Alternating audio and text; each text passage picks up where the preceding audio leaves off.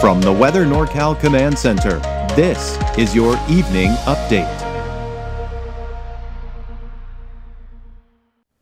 Well, hello everyone. Well, as expected, the temperatures really didn't change much from the last few days, and there isn't really much change going into next week.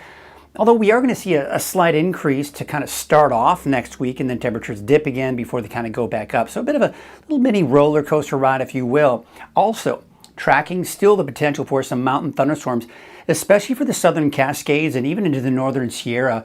Thursday, maybe even Friday, and then warming up near the end of next week into next weekend. Here's your fire potential. Now, we're seeing where there was a lot of brown, now kind of a lot of brown here in this general area here for your Sunday. This is just indicating that, yeah, we have the moderate risk for a fire spreading rapidly because of the winds and the dry conditions, and conditions are a little bit better as you start heading off to the north and to the west. Bottom line, still dangerous. We still need to keep a close eye and be extra careful out there to help prevent those fires from starting. We still have that elevated fire danger off in Modoc County and eastern Lassen County as well. That's for your Sunday. So the winds, that's really been the key factor to the overall fire danger we've seen over the last 24 to 48 hours. And the winds, although they're going to be strong as we go into Sunday, they're not going to be as strong as they were today. There were gusts today kind of in this general area here between 30 and 40 miles per hour, depending on where you are. And of course, some of those higher mountain peaks is where we tend to see those higher gusts. But you'll notice here as we go into Sunday, the winds are not quite as strong. So as a result, the fire danger is dropping just a little bit. Then we go into Monday. Watch what happens as we go into Monday. Those winds, again, dying down a little bit. So conditions are improving as far as fire danger is concerned. Now, we still have an area of low pressure toward north and west. That's what's the cooler air helping to keep our temperatures down. We've got the heat, and not to mention the monsoon moisture over the desert southwest where it typically is. So here's your hour-by-hour forecast here going into tonight. And for the valley, dropping down to the mid-60s and not quite the triple digits again for tomorrow. Should be somewhere in the mid to upper 90s for your daytime highs. How about the mountains? Probably more like the 80s, maybe some even low 90s, around 91 for Susanville and Paradise. Look for a high of about 90 for El Terce and 88 for both Etna and Mount Shasta City for your Sunday. So let's take a look at Futurecast, and we're going to take you through about Monday, Tuesday, when we're going to start to see some of that monsoon moisture move in. Now, we'll call it partly cloudy for the valley come Tuesday, Wednesday, maybe even into Thursday. But notice where the thunderstorms are still. There's that most of the thunderstorms are still off to our east.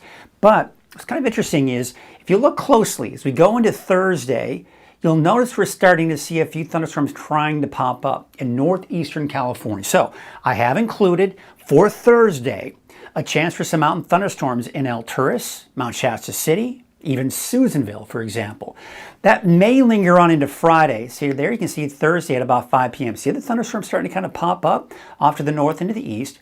Then as we go into Friday, we may see some, they're just barely outside of California. You can see in extreme southern Oregon, extreme western Nevada. So not out of the question, maybe even some activity on Friday. Here's the thing though, we're going to get a better handle on the potential for those thunderstorms as we get closer to the end of next week.